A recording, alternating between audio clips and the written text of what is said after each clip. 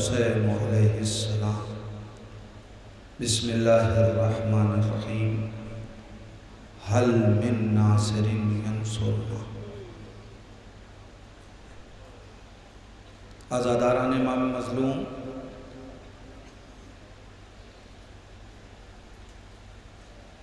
کربلا میں عصر عاشور سن 61 ہجری کو فاطمہ کے لال نے ایک آواز بلند کی تھی، حل من ناصر، کیا تمہارے درمیان کوئی ناصر ہے؟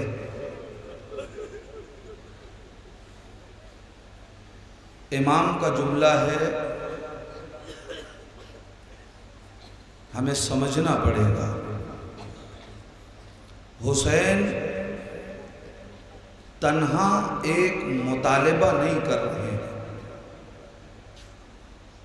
حسین صرف ایک مانگ نہیں رکھ رہے ہیں، حسین مظلوم نے مطالبہ شرط کے ساتھ رکھا ہے۔ حسین مظلوم نے مدد مانگی ہے، مگر حسین کو مدد سب سے نہیں چاہیے، اس سے چاہیے جو ناصر ہو۔ اس کا مطلب یہ ہے کہ حسین کو بھیڑ نہیں چاہیے، حسین کو ناصر چاہیے، حسین کو مجمع نہیں چاہیے، حسین کو ناصر چاہیے۔ کیا مطلب؟ حسین جانتے ہیں کہ اگر مجمع 1.25 لاکھ کا بھی ہو تو بیعت توڑ دیا کرتا ہے، لیکن اگر ناصر 72 بھی ہوں تو گردنیں کٹتی ہیں، بیعت نہیں توڑتے۔ حسین مظلوم اعلان کر رہے ہیں، حل من ناصر، کیا تمہارے درمیان کوئی ناصر ہے؟ ہر ایک سے مدد نہیں چاہیے، لہذا آج ہم کو پہلے یہ سمجھنا پڑے گا کہ ناصر کسے کہتے ہیں، اس لیے کہ ہم بھی ایک حسین کے منتظر ہیں، ہم بھی ایک انقلاب کے منتظر ہیں، ہم بھی ایک حسین کے منتظر ہیں۔ اسے بھی اپنے لشکر میں بھیڑ نہیں چاہیے، ناصر چاہیے۔ حل من ناصر، کیا تمہارے درمیان کوئی ناصر ہے؟ اب ہم کیسے پہچانے کہ ناصر کسے کہتے ہیں؟ کون ہے ناصر؟ ناصر ہوتے کون ہیں؟ کسے ناصر کہا جائے گا؟ یاد رکھیے، حسین کو سپاہی نہیں چاہیے، اس لیے کہ سپاہی میدان چھوڑ کے بھاگ جاتا ہے۔ نہیں، جملہ بدل کے کہوں، سپاہی بلانے پہ بھی میدان میں نہیں آتا، ناصر چراغ گل کر کے واپس بھی کیا جائے تو نہیں جاتا۔ حسین کو سپاہی نہیں، ناصر چاہیے۔ پہلے ناصر اور سپاہی کا فرق پہچانو۔ حسین کو سپاہی نہیں چاہیے، سپاہی میدان تک آتا ہے، معصوم کے ساتھ لڑنے لگتا ہے، معصوم کے مخالفت میں آ کے، مگر سپاہی میدان بدلتا ہے، ناصر میدان نہیں بدلتا۔ حسین مظلوم کو ناصر چاہیے۔ بس ایک بات اور کہہ کے بل جلدی سے نتیجہ دینا چاہتا ہوں، ناصر میں اور سپاہی میں فرق ہے۔ سپاہی کے لیے شرط ہے کہ وہ عمر سے بالغ ہو،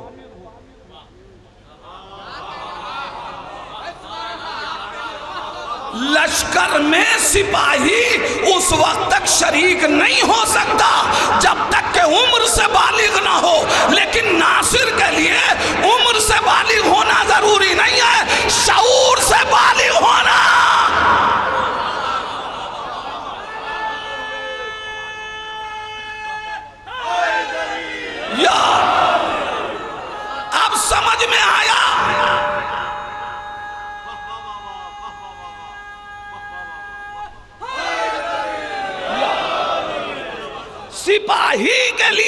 عمر کے اعتبار سے بالغ ہونا ضروری ہے، مگر ناصر کو عمر سے بالغ ہونا ضروری نہیں ہے، شعور سے بالغ ہونا ضروری ہے، شعور سے بالغ ہونا ضروری ہے۔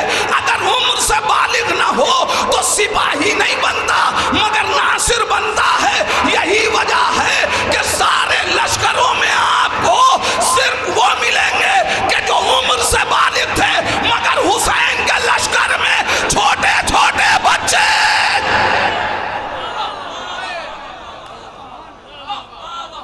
اس لیے کہ یہ لشکر شعور کا ہے، یہ لشکر عرفان کا ہے، یہ لشکر معرفت کا ہے، یہ لشکر اندھی عقیدتوں کا نہیں ہے۔ یہاں عقیدے جذبات میں آگے نہیں بنتے، استدلال پہ قائم ہوتے ہیں۔ یہاں کلمہ اس لیے نہیں پڑھا جاتا کہ ابا بھی مسلمان تھے تو ہم بھی مسلمان بنیں گے۔ یہاں پہلے غدیر سمجھائی جاتی ہے تب کلمہ پڑھایا جاتا ہے۔ شعور چاہیے عزیزان ایمان۔ کیا ہے شعور ناصر کا؟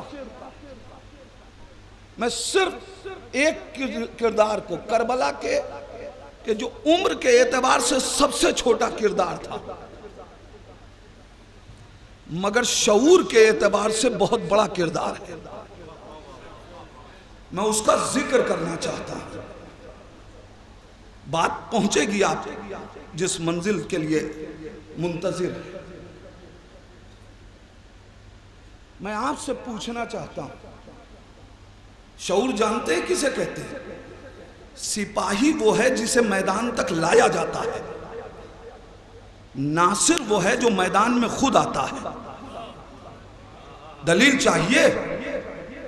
28 رجب کو جب قافلہ چل رہا ہے مدینے سے، اس وقت دیکھیے گا کہ جو سب سے چھوٹا ہے، جو ابھی 18 دن کا ہے، اس نے اس کی آغوش کا انتخاب کیا جس کے لیے امام حسین کہہ چکے کہ یہ کربلا نہیں جائے گی۔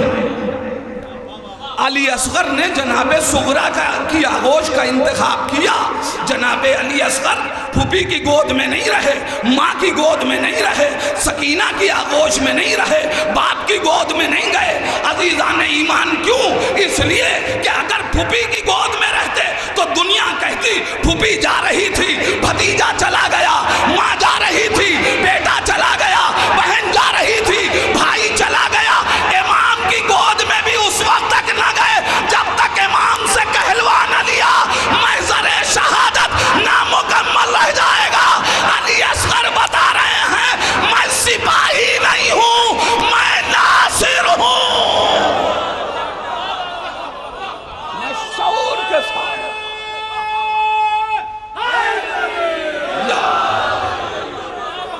میں ناصر ہوں۔ نہیں عزیزان ایمان، پہچانے کربلا کے اس ناصر سے کہ ہمیں اپنے بچوں کو بھی باشعور رکھنا ہے۔ ارے دنیا کے بڑے بڑے لوگ نعرے لگتے ہیں تو گڑبڑا جاتے ہیں، ہمارے یہاں کے سوتے ہوئے بچے کو بھی اٹھا کے نعرہ لگوائیے، وہ لبیک یا حسین کہتا ہے۔ لبیک یا حسین، لبیک یا حسین، لبیک یا حسین۔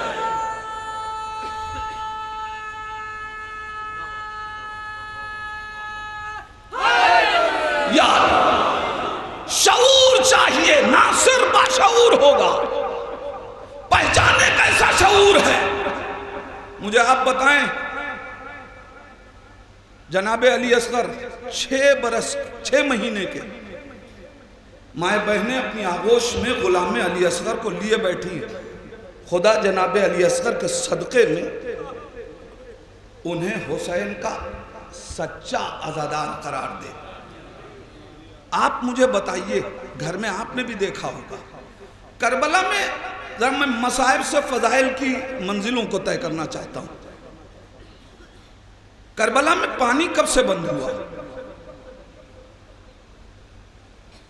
4 محرم یا 7 محرم؟ اگر 7 محرم کو بھی مان لیا جائے تو جناب علی اصغر کتنے پیاسے ہیں؟ کم سے کم 3 دن۔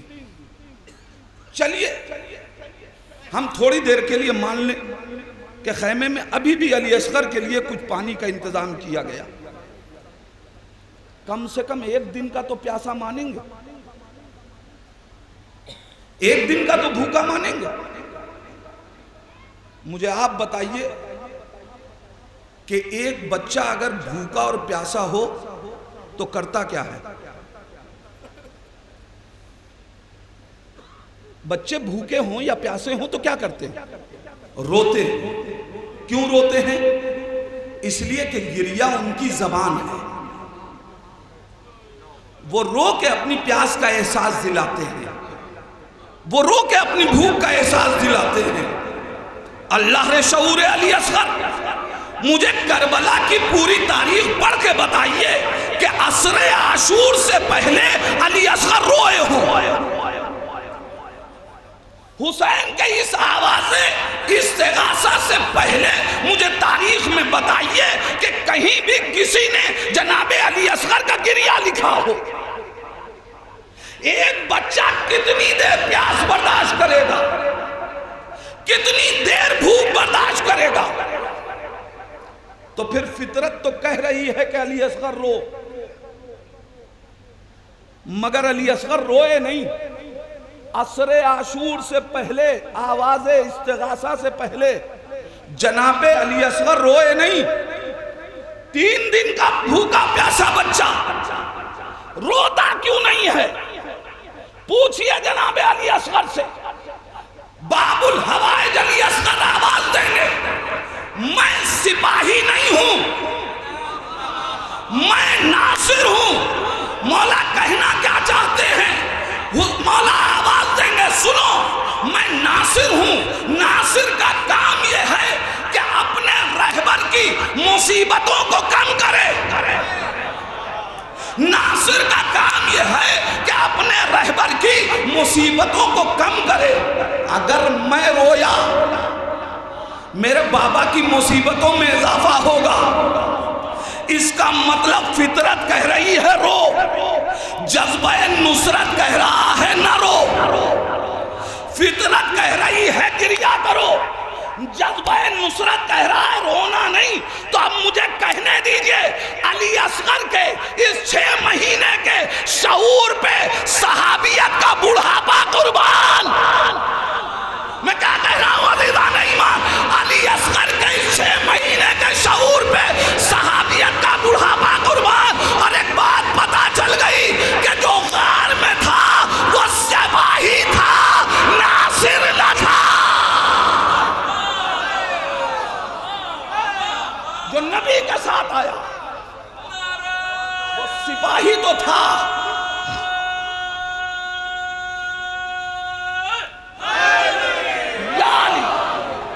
مگر ناصر نہ تھا۔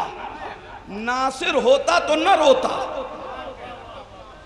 فطرت کہہ رہی ہے رو، نصرت کہہ رہی ہے رونا نہیں۔ جو اب تک نہ رویا وہ اب کیوں رویا؟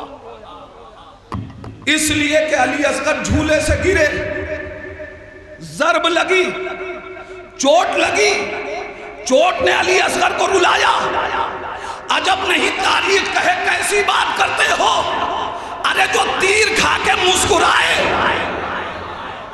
جو تیر کھا کے مسکرائے وہ ذرا سی چوٹ کھا کے روئے گا۔ میں رویا نہیں۔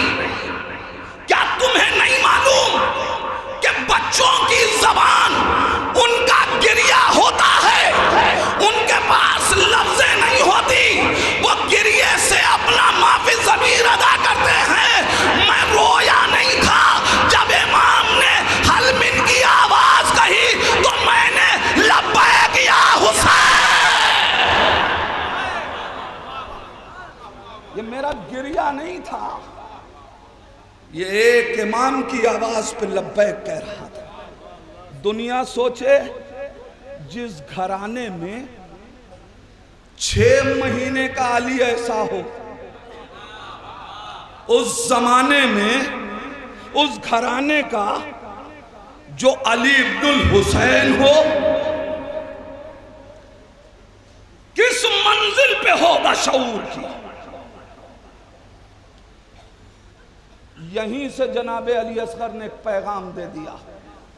یاد رکھنا جب میں 18 دن میں لایا نہیں گیا بلکہ آیا ہوں تو اب کوئی یہ نہ سمجھنا کہ میرے بھائی سید سجاد کو کوئی اسیر کر کے شام تک لے گیا ہے.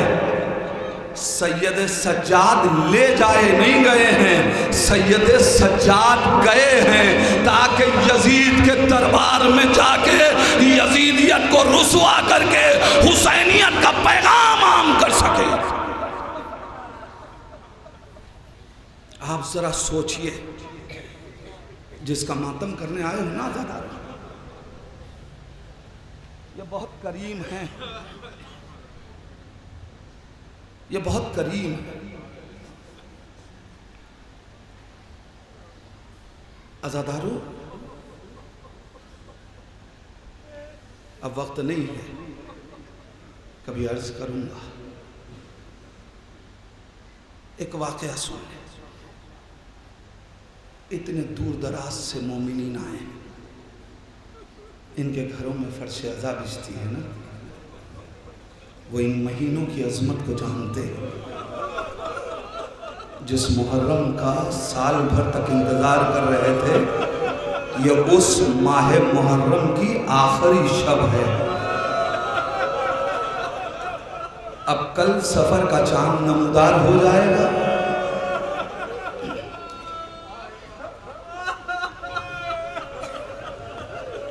یہ وہی جانتا ہے جس کے گھر میں فرش عزا بچھی ہو کہ اگر وہ پردیس میں ہو تو اس کا دل کیسے تڑپتا ہے.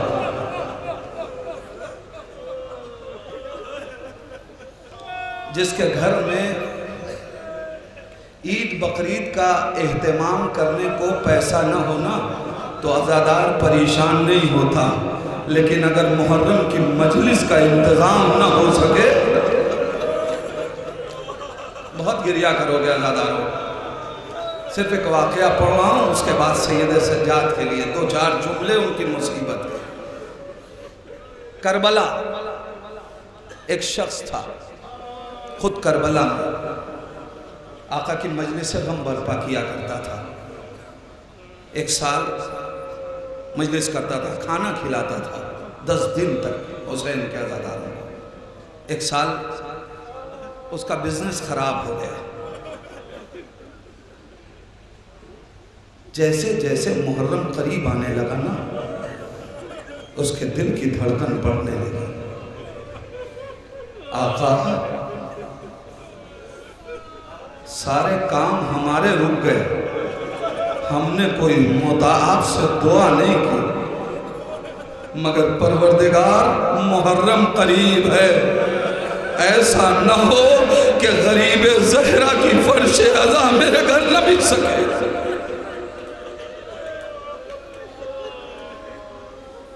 یہاں تک کہ ذی الحجہ کا مہینہ قریب آ گیا.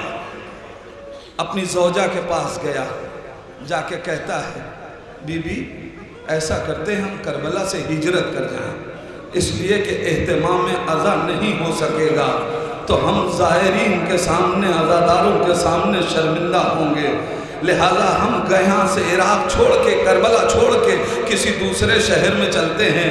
جب ہم شہر میں نہ ہوں گے تو لوگ ہمارے گھر نہیں آئیں گے، ہمیں شرمندگی نہیں ہوگی. زوجہ کہتی ہے گھبراؤ نہیں، حسین بہت کریم ہے، کوئی نہ کوئی انتظام ہوگا. جزاک اللہ عزادار، کوئی نہ کوئی انتظام ہوگا. ذی الحجہ اپنے نصف منزل پہ پہنچ گیا، دل کی دھڑکن اور بڑھی. کہتا ہے دیکھو میں کہہ رہا ہوں اب بھی وقت ہے، چلی چلو. مگر خاتون کہتی ہے نہیں، جاؤ غازی کے روزے پہ جا کے مطالبہ کرو، غازی عباس سے مانگو، باب الحوائج مراد پوری کرے گا.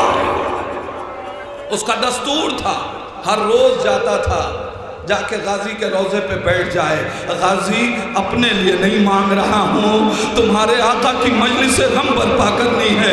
غازی اتنا دے دو کہ حسین کی مجلس برپا ہو سکے. چاند رات آ گئی، کوئی انتظام نہ ہوا. جیسے ہی افق پہ محرم کا چاند نمودار ہوا، نکلا گھر سے روتا ہوا، غازی کے روضے پہ آیا. آ کے کہتا ہے غازی آج مانگنے نہیں آیا ہوں، آج مطالبہ کرنے نہیں آیا ہوں، غازی کہنے یہ آیا ہوں. جا رہا ہوں آقا حسین کے روضے پہ، جا کے کہوں گا آقا عباس سے مانگا مگر انتظام نہ ہوا. جزاک اللہ دادارو، جزاک اللہ. اہتمام نہ ہوا. کہتا یہ کہہ کے میں یہ فریاد کر کے غازی کے روضے سے باہر آیا. بین الحرمین ایک دکان تھی، ایک سید احمد کی دکان تھی. میں جیسے ہی روضے کے باہر نکلا، سید نے مجھے دیکھ کے آواز دی. میں سید کے دکان پہ پہنچا. سید نے ایک لسٹ مجھے سمال دی اور دے کے کہا یہ فہرست ہے، دیکھو یہ سارے سامان بھیج دیے، کوئی اور کمی تو نہیں رہ گئی ہے. وہ کہتا ہے میں مبہوت ہو گیا، میں دوڑا دوڑا اپنے گھر آیا. اب جو گھر آیا تو کیا دیکھا، سینے خانہ میں سارا سامان موجود ہے. زوجہ نے دیکھا، کہا میں کہتی تھی نا آقا مدد کرے گا.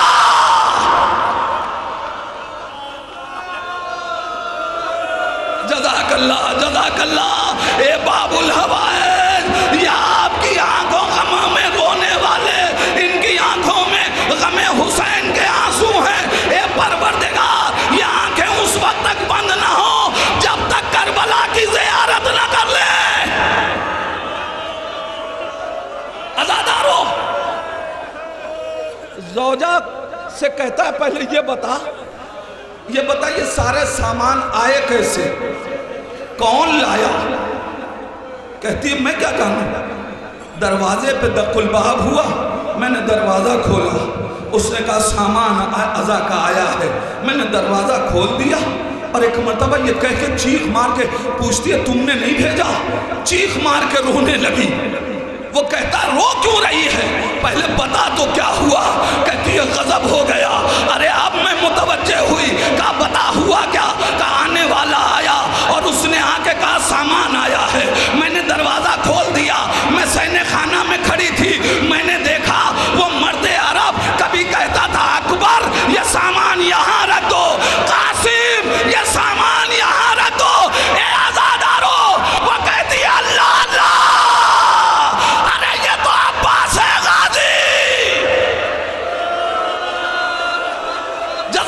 اللہ، جزاک اللہ.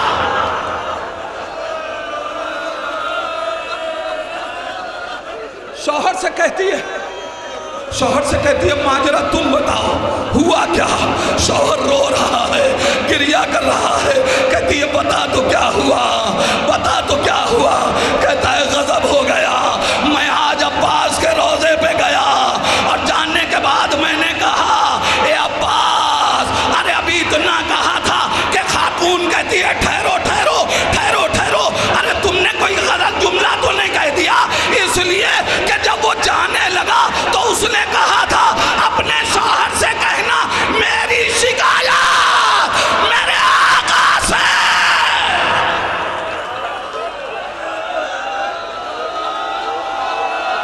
جزاک اللہ، جزاک اللہ. عزادارو،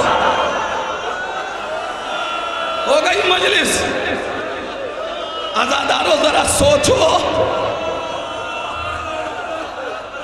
وہ گیا روضے پہ، غازی کی جالی کو تھام لیا.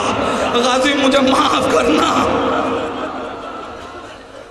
باب الحوائج کے غم میں آنسو بہا رہے ہو، مائیں بہنیں بیٹھی گریہ کر رہی ہیں، دعائیں کر لیجئے گا. میں آپ سے صرف ایک سوال کرنا چاہتا ہوں. یہ بتائیے یہ اتنی رات گئے یہاں بیٹھے کیوں ہیں، اپنے اپنے بستروں پہ کیوں نہیں ہیں؟ ہر ایک کا جواب آئے گا. ہم اپنے بستر پہ کیسے رہیں؟ شبیہ بستر سید سجاد، ارے جو مسند کربلا میں لوٹی گئی،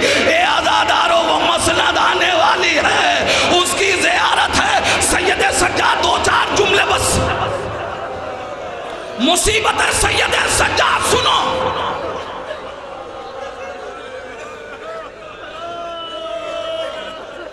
شہادت سید سجاد، سید سجاد کی شہادت، یہ سید سجاد کی مصیبت نہیں ہے، یہ تو امام باقر کی مصیبت ہے. مولا سجاد کی مصیبت کیا ہے جانتے ہو؟ احساس دلاؤں، سن سکو گے؟ سید سجاد کی مصیبت کیا ہے؟ سید سجاد کی مصیبت یہ تھی کہ سید سجاد بچپن سے لے کے اب تک دیکھا کرتے تھے کہ جس بچی کے رخسار کو حسین چومتے تھے، سید سجاد کے سامنے اس رخسار پہ شمر کا تماچا.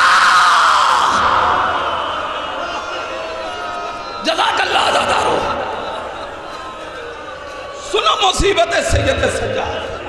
میری مائیں بہنیں بیٹھی، 11ویں محرم کی صبح ہے، شمر اونٹ لے کے آیا، تمام بیویوں کو سوار کیا. اگر دیر ہو جائے مجھے معاف کرنا، صرف 2-4 جملے اور مجلس ختم کر رہا ہوں. 11ویں محرم کو شمر اونٹ لے کے آیا، ساری بیویوں کو سوار کر چکا، ایک اونٹ پھر لے کے آیا. لوگوں نے دیکھا ظالم یہ اونٹ کس لیے لایا ہے؟ کہا ابھی بتاتا ہوں کہ کس لیے لے کے آیا ہوں. اونٹ لے کے آیا، ایک ایک بی بی کی آغوش کو دیکھنا شروع کیا. ایک مرتبہ رباب کی آغوش سے سکینہ کو کھینچ لیا. میں نے کہہ دیا، آپ نے سن لیا. میرے جوانوں، میرے بھائیوں، کبھی گھر پہ جا کے مشاہدہ کرنا، تمہاری بہن اپنے بچے کو آغوش میں لیے کھڑی رہے نا، سگا بھائی بھی آگے جھٹکے سے لینا تو ماں کا دل دہل جاتا ہے. ارے کیا سن رہے ہو؟ شمر تھا جس نے تماچے مارے، جس نے بولنے چھینے. ارے سباب دل تھام کے رہ گئی. اونٹ لایا، سکینہ کو اونٹ کی ننگی پشت پہ بیٹھا دیا. مصیبت سید سجاد سنو. 4 برس کی بچی ہے، تنہا اونٹ پہ بیٹھی ہے. جوانوں حق ادا کرو کہ جملے کا. 4 برس کی بچی ہے، تنہا اونٹ پہ بیٹھی ہے.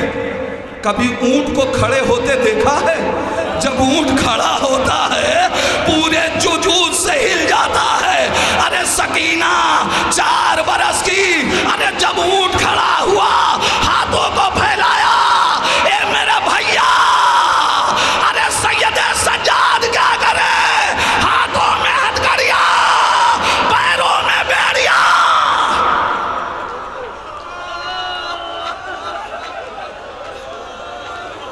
بس عزادارو، یہ ہے مصیبت سید سجاد. قافلہ اسیر ہو گیا. مصیبت سید سجاد تو یہ ہے، سنو جملہ، مصیبت سید سجاد تو یہ ہے کہ سید سجاد پوری عمر رونے کے بعد بھی پوری کربلا پہ رو نہ سکے. جملہ ادا کر رہا ہوں. سید سجاد کربلا کے بعد مسلسل رونے کے بعد بھی پوری کربلا پہ نہ رو سکے، اس لیے کہ جب بھی کسی نے پوچھا امام کیوں رو رہے ہو، وہ ایک ہی منظر یاد کیا، الشام الشام الشام. آ گئے اہل حرم، شام میں اسیر ہو گئے. بستر بیمار کربلا آنا والا ہے. وہ مسند جو لوٹی گئی تھی وہ مسند آنے والی ہے. عزادارو جانتے ہو نا، جب یہ مسند اہل حرم کو رہائی ملی ہے نا، اور اس وقت یہ مسند زینب نے منگائی ہے کہ جاؤ ہمارے اسباب کہہ دو لٹے ہوئے دے دے. اب جو مسند آئی ہے تو جانتے ہو کیا کیا؟ ارے مسند حسین کی رکھ کے سید سجاد کو بیٹھایا. اے میرے لال، ابھی تک زینب پرسا نے دے سکی، یہ بھی سر سجاد آ رہا ہے. زینب کو پرسا دو، رباب کو پرسا دو. سکینہ